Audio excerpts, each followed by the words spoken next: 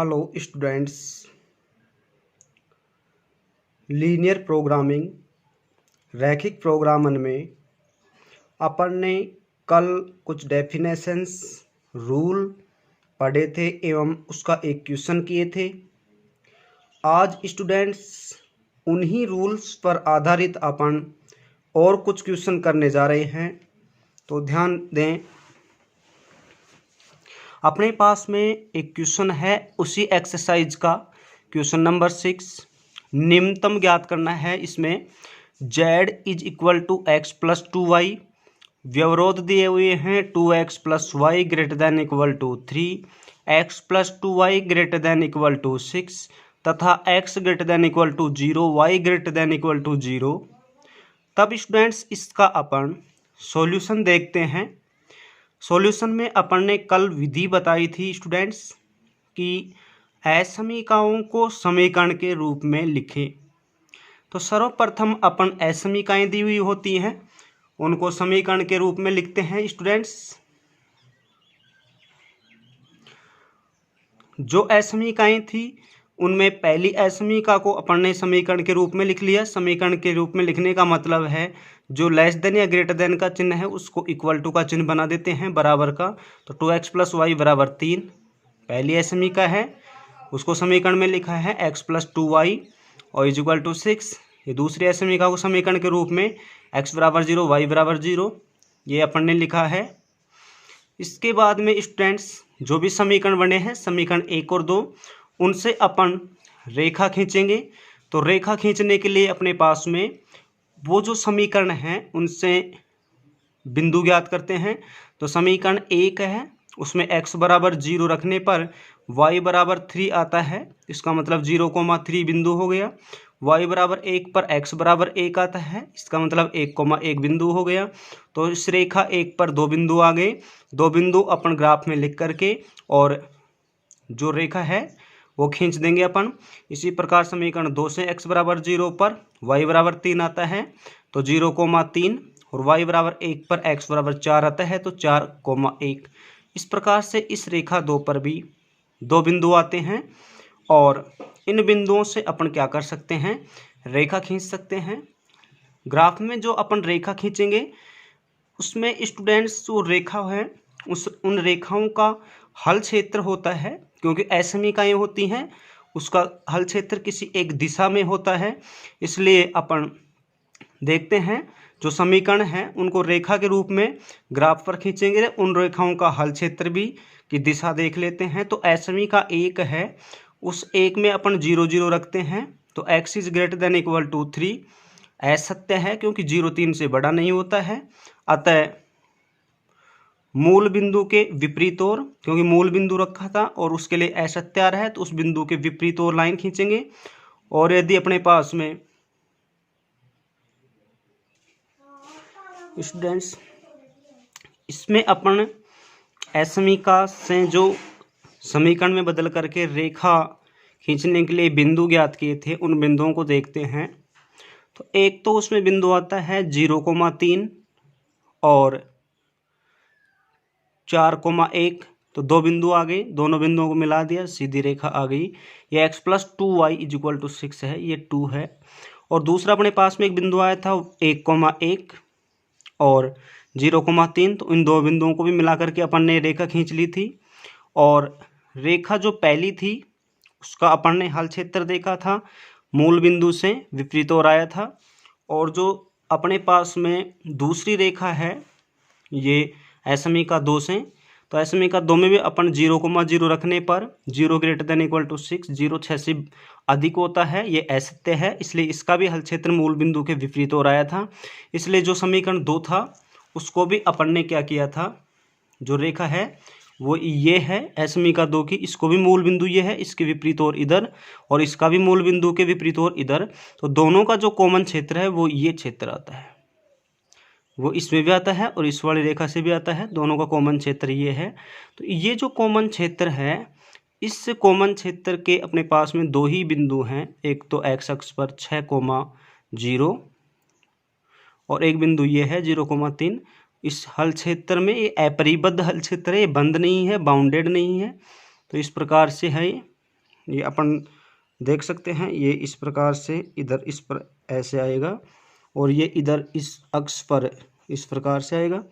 तो यही अपने पास में हल क्षेत्र है और इसके अपने पास में दो ही बिंदु हैं, ये 0,3 इसको अपन ने बी माना है और एक या 6,0 इसको ए माना है अपन ने।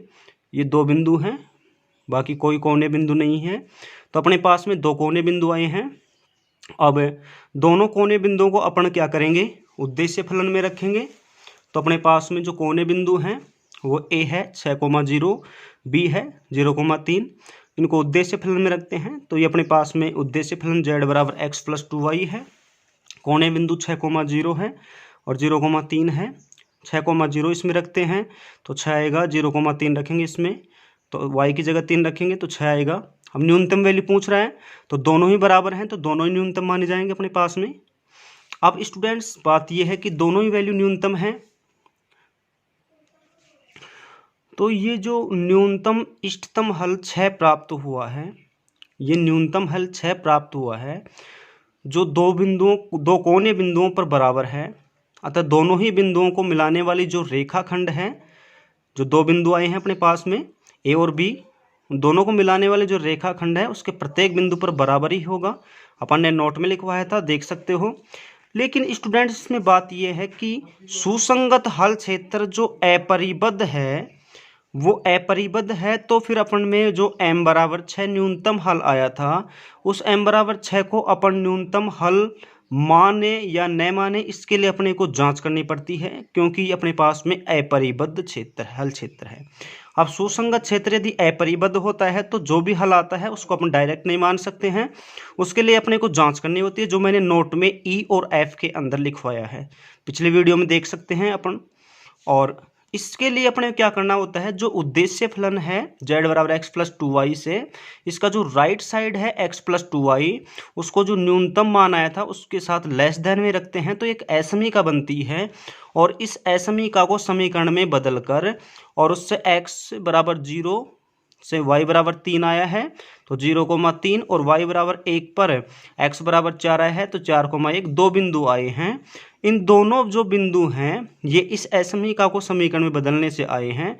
इन दोनों बिंदुओं को अपन उस ग्राफ में रख करके और रेखा खींचते हैं तो स्टूडेंट्स उसमें अपने पास में जो रेखा आती है वो पहली वाली जो रेखा थी x + 2y बराबर 6 उसी पर स्थित है। तो अपन देखते हैं जो पहले x + 2y बराबर 6 थी, ये रेखा ये थी अपने पास में, उसी रेखा पर वो x + 2y बराबर 6 वाली रेखा आती है। लेकिन अब जो ये रेखा आ रही है इसका हल क्षेत्र जो उद्देश्य फलन में न्यूनतम मान रख करके समीकरण बनाया था उसकी रेखा भी यही है।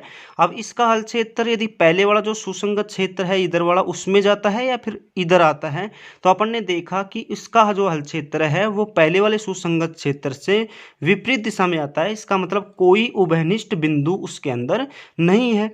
यदि कोई भी बिंदु उभयनिष्ठ उसके अंदर नहीं है तो इसका मतलब है कि इसका जो हल क्षेत्र है वो उसके हल क्षेत्र से बिल्कुल अलग है। तो इसका मतलब जो न्यूनतम मान अपने पास में आया था वो ही न्यूनतम मान इष्टतम न्यूनतम हल होगा, क्योंकि अपन ने रूल पहले लिख रखा है अपरिबद्ध क्षेत्र के लिए न्यूनतम पूछे चाहे अधिकतम पूछे दोनों का लिख रखा है अपन ने। इसलिए स्टूडेंट्स अपन आसानी से इस चीज़ को समझ सकते हैं, इसका हल क्षेत्र विपरीत और आता है। तो स्टूडेंट्स देखते हैं इसमें अपने पास में जो सुसंगत क्षेत्र आया था उस अपरिबद्ध था, इसके कारण उसकी अपन ने जांच कर ली। तो जो भी न्यूनतम मान आया था m बराबर 6 वही न्यूनतम मान होगा और उसके लिए अपन ने असमीका को जांच किया था। 0 0 रखने पर अपने पास में 0 < 6 आया था, क्योंकि 0 6 छोटा होता है इसलिए सत्य है। तो हल क्षेत्र मूल बिंदु की ओर ही आया था। तो इस प्रकार से अपन कह सकते हैं कि पहले वाला जो सुसंगत हल क्षेत्र था उसमें उभयनिष्ठ बिंदु नहीं रखता है ये जो क्षेत्र है, इसलिए ये उद्देश्य फलन के लिए इष्टतम न्यूनतम मान 6 ही होगा, जो कि सत्य है। तो इस प्रकार से अपन अपरिबद्ध क्षेत्र के लिए हल क्षेत्र आसानी से ज्ञात कर सकते हैं। अब नेक्स्ट क्वेश्चन देखते हैं।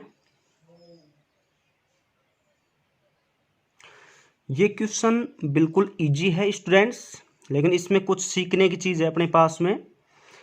अधिकतम z बराबर x plus Y,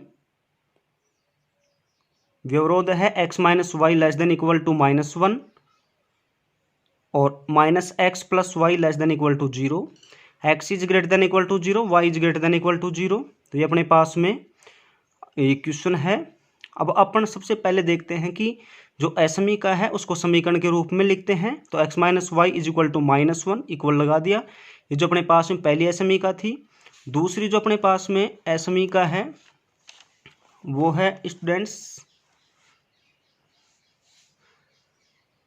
x minus x plus y बराबर 0।